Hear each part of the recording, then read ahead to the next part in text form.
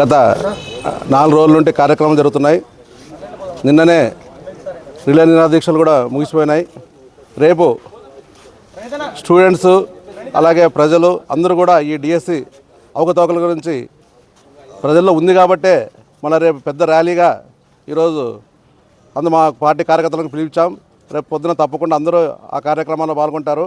నేను ఒకటే చెప్పేది, ఇది ఈ యొక్క దీక్ష అనేది తర్వాత ఈ డిఎస్సి అనేది వైఎస్ఆర్ పార్టీ నుంచి వచ్చింది కాదు. ఇది వైఎస్ఆర్ పార్టీ యొక్క సింబల్ కాదు. ఇది ఎవరైతే డిఎస్సిలో నష్టపోయినటువంటి టీచర్ పోస్టులు ఎవరైతే రాసినారో వాళ్ళు బయటకు వచ్చారు కాబట్టి ఈరోజు వైఎస్ఆర్ పార్టీ వాళ్ళకి అడ్డంగా అంటే వాళ్ళకి ఫేవర్గా మేము బయటకు వచ్చినాం.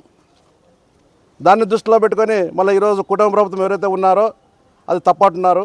మరి తప్ప ఈరోజు పారిశుద్ధంగా జరిగింటే అంటే మంచిగా జరిగింటే మళ్ళీ ఎందుకు గాను మరి వాళ్ళు వెనకని చేస్తున్నారు. ఈరోజు లోకేష్ బాబు గారు బయటకు ప్రెస్ మీట్కి వచ్చి లేదు ఇది కరెక్ట్ ఉందని చెప్పొచ్చు కదా. అతను విద్యాశాఖ మంత్రి. మేమేమడుతున్నాం మా డిమాండ్, ఎవరైతే విద్యాశాఖ మంత్రి ఉన్నారో అతను వచ్చి ఏదైనా చెప్పాలి దీని గురించి.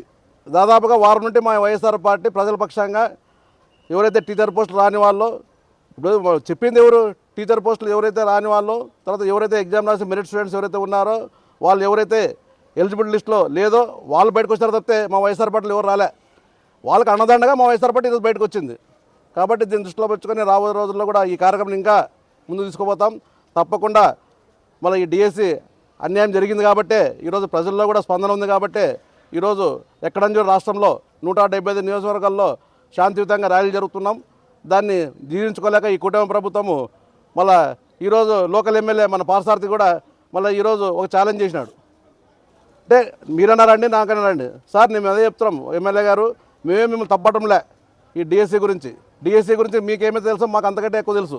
మేమేం చెప్తున్నాం, మీరు డిప్యూటీకి రండి, మీరున్నారండి మేమన్నా రండి మీరు చెప్తున్నారు. మీ ఆఫీస్ వద్దు మా ఆఫీస్ వద్దు, ఏదైనా సబ్జెక్ట్ ఏదో ఒక దీంట్లో పెడదాం, మీరు రండి మేము వస్తాం. అప్పుడు కావంటే అది ఏమనేది స్థూలంగా మాట్లాడి ప్రజలకు ఏమైనా కరెక్ట్ ఉంటే దానికి ప్రజలకు తీసుకోవద్దని చెప్పి చెప్తున్నాను ఈరోజు. సార్ ఇంకోటి, నిన్న కర్నూలులో కొండల బ్రిడ్జి నుంచి వేలాది మంది డిఎస్సి విద్యార్థులు స్వచ్ఛందంగా వచ్చి మేము నిజాయితీగా పనిచేసినాము, చదువుకున్నాము, నిజాయితీగా డిఎస్సి జరిగింది, కానీ వైసీపీ నాయకులు ఈ విధంగా దీక్ష చేయడం ఎంతవరకు కరెక్టు, మా జీవితాలు ఎందుకు బుక్కుపాలు చేస్తారని అంటున్నారు. ఇవన్నీ వాస్తవాలు కాదు చెప్తున్నాను. ఈరోజు అంత లేదు. ఈరోజు ఇప్పుడు మనం చెప్పేది ఏమి, 10,000 మంది అన్యాయం చేయని చెప్పడం మనము. ఈ స్పోర్ట్స్ కోటా ఏమైతే ఉందో ఆ స్పోర్ట్స్ కోటాలో అన్యాయం జరిగింది. దానికి ఏదో మెరిట్ స్టూడెంట్ ప్లస్ 2-3% స్పోర్ట్స్ కలిపి డిఎస్సి అని చెప్పి చెప్తున్నాం మనము. అంతేగాని కంప్లీట్ వాళ్ళు ఏదో వాళ్ళ ఇష్టానుసారం తెలుగుదేశం కార్యకర్తలకి, తెలుగుదేశం కూటమి ప్రభుత్వం ఉన్నటువంటి నాయకులకి అట్లా వాళ్ళకి డిఎస్సీలు ఇస్తున్నారు కాబట్టి దాన్ని తప్పడుతున్నాం తప్పితే మేము 16,000 మందిని మేము తప్పడంలే. దాన్ని ఆలోచన చేయాలి. ఆ రోజు డిఎస్సి ఎవరైతే ఉన్నారో వాళ్ళందరినీ ఆలోచన చేయడంలే. మేము ఏదైతే 2 or 3% తప్పు ఉందో దాన్ని మేము బయటకు తీస్తాం తప్పితే మేము టోటల్ తప్పని చెప్పి చెప్పడం లేదు.